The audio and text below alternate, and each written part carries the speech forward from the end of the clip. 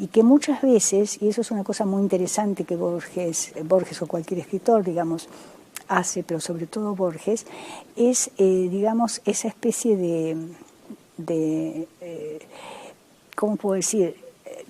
Que el texto es en realidad como si fuera un mandala, como si fuera el río de Heráclito. En realidad lo que hacemos con el texto, y también cuando escribimos sobre otro, no escribimos sobre el otro. Estamos haciendo, por interpuesta persona, digamos, lo que nosotros somos, lo que nosotros queremos ver, lo que nosotros tenemos como defectos, lo planteamos en la vida del otro. No intencionalmente, pero es que es así, el reflejo, digamos, ¿no? Lo que, decir desde mi punto de vista, por supuesto. Existem algumas biografias de Borges escritas por outros autores. ¿Tú já leste?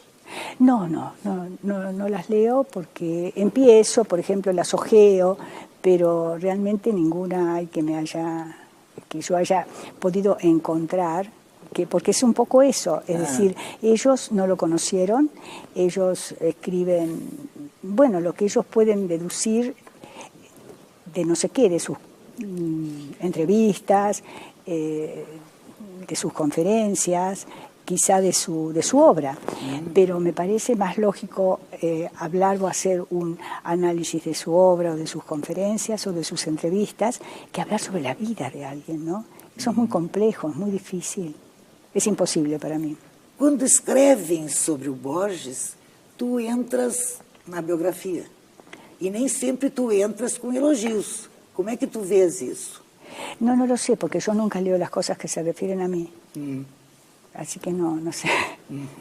A fundação, tu tens uma casa, é a mesma casa desde 96? Sí, yo compré la casa que está por casualidad, que esto también es como una cosa mágica, porque en la casa donde Borges vivió, una vez que volví de un viaje, estaba, digamos, la casa de al lado en venta.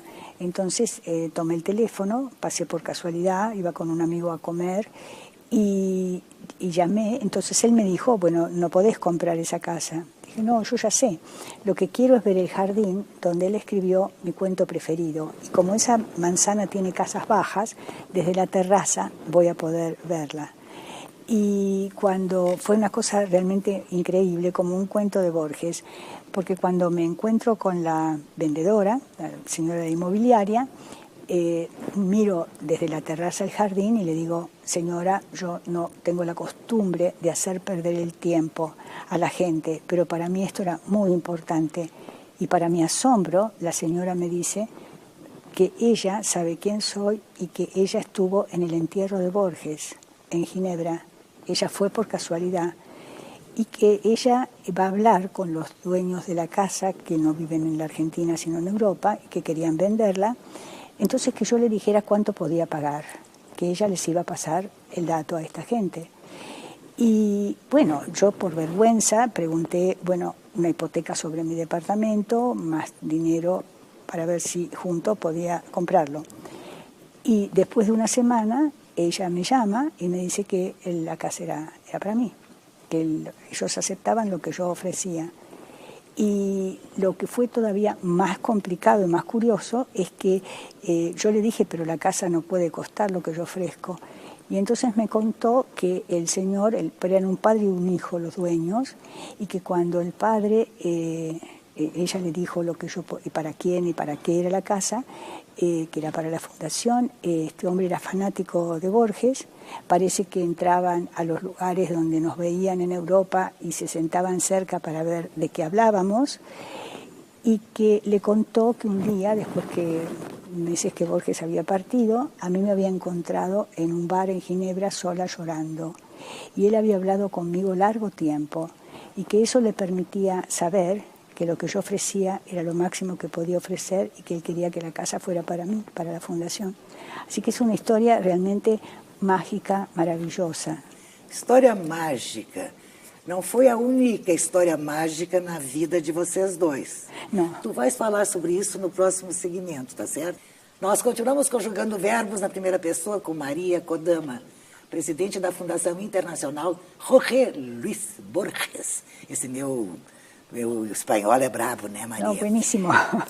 Os contatos com a nossa produção podem ser feitos pelo nosso endereço eletrônico, primeirapessoa@tve.com.br. Ou então nos procurem lá no Facebook, Primeira Pessoa. Maria, tu contaste uma história que realmente é mágica, da compra, Sim. da aquisição da casa da fundação.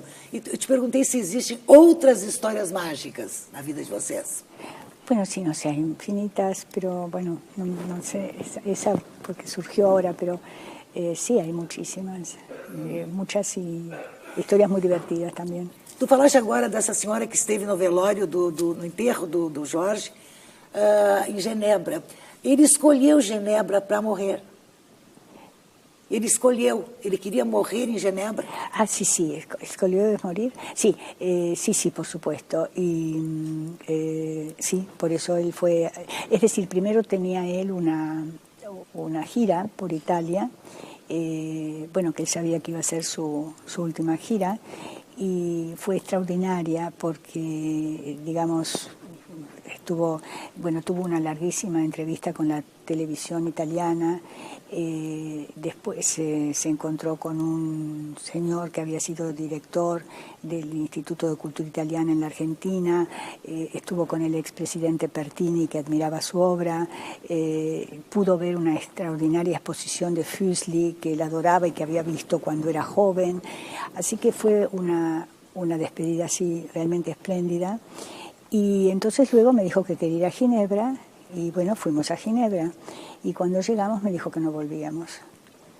Y bueno, era lógico que él quisiera volver a Ginebra porque él había estudiado ahí toda su adolescencia, la pasó allí, y eso marca mucho a una persona. Y sobre todo, digamos, su último libro, que se llama Los Conjurados, es en realidad como su testamento para la humanidad. Los Conjurados, él llama así al poema que se refiere justamente a Suiza. Entonces él estuvo durante la Primera Guerra Mundial en Europa. Entonces él vio cómo eran tratados los refugiados de la Primera Guerra en Suiza. Y eso era una persona hipersensible, lo impresionó de por vida, para siempre.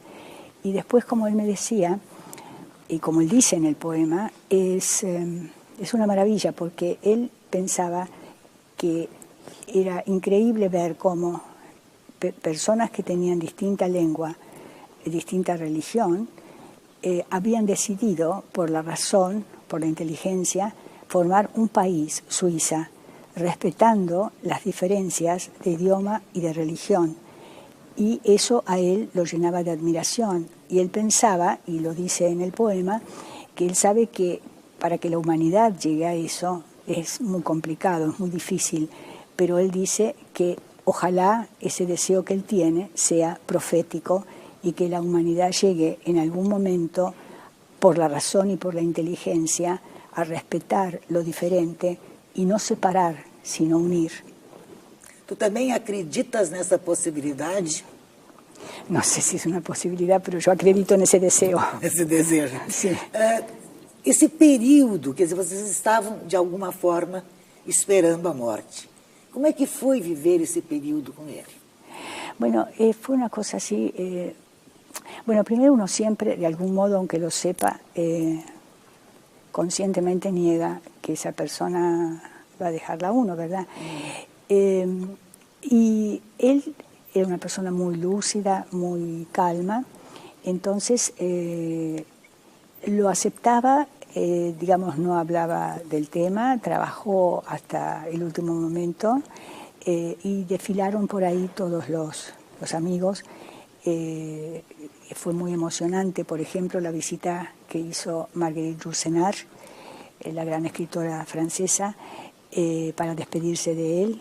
Teníamos una relación muy linda de amistad y ella fue, y era muy gracioso porque todavía estábamos en el hotel y entonces Madame Yourcenar no estaba bien de salud. Entonces el director del hotel, que nos conocía de toda la vida, le dijo, me llama y me dice, Madame Yourcenar está enferma, porque claro, porque ella estaba enfermo y sabía, por supuesto, además nos conocía de toda la vida. Entonces yo le dije, sí, pero no se va a convertir esto en el sanatorio Arbalet, simplemente ella viene para quedarse, para despedirse, para saludarlo. Y fue emocionante, hablaron largo rato, fue muy lindo. Y después fue también Jaime Alarraqui, que es uno de los, bueno, ha muerto ahora, hace unas semanas, uno de los grandes estudiosos de la obra de Borges.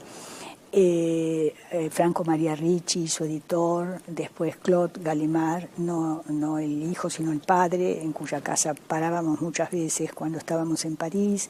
En fin, fue, digamos, todo el mundo, digamos, a verlo y a despedirse, ¿no? Ou seja, ele teve realmente apoio, acompanhamento dos seus últimos dias muito grande. Mas e tu, quando tu ficaste sem ele? Essas pessoas todas te acolheram? Porque tu foste chorar sozinha num bar. Como? Eles te encontrou, o rapaz que te vendeu a casa te encontrou chorando sozinha num bar em Genebra. Sí. Como é que tu foste acolhida por essas pessoas? Bien, porque eran también amigos míos, naturalmente. Y también estaba Héctor Bianchotti, que era argentino, pero llegó a ser miembro de la Academia Francesa, que escribía de una manera realmente, el francés lo dominaba mejor que un francés a veces. Y así que no, fue muy bien, fue muy lindo. Lo que pasa es que cada uno estaba en un país diferente y lógicamente no podían estar todos juntos conmigo porque Alarraqui vivía en ese momento en Estados Unidos, Franco María Ricci tenía la editorial en París, es decir, cada uno estaba en su país, pero sí iban a verme y después, pero claro, la mayor parte del tiempo no podían estar 24 horas conmigo, ni yo pretendía eso. Y además a mí me gusta estar sola también, sobre todo cuando hay cosas así muy, o muy felices o muy graves en la vida, en mi vida, ¿no? Entonces soy una persona más bien solitaria. E a Argentina tem cumprido o seu papel em relação a Borges? ¿En relación a Borges en qué sentido? Em todos os sentidos, ela tem prestado homenagens, ela tem respeitado a presença, ela tem respeitado a memória de Borges. Yo creo, no vamos a generalizar porque sería muy injusto. Es decir, una parte, digamos una parte, comillas, capitaneada por 6 personas que no conocieron a Borges o lo conocieron de una manera utilitaria. Esas personas sí armaron un gran escándalo porque tenían el apoyo de la prensa, porque ellos eran algunos periodistas, entonces, y yo recuerdo que a mí España y Francia, como se había armado todo un gran revuelo, me ofrecieron todo para que yo me quedara.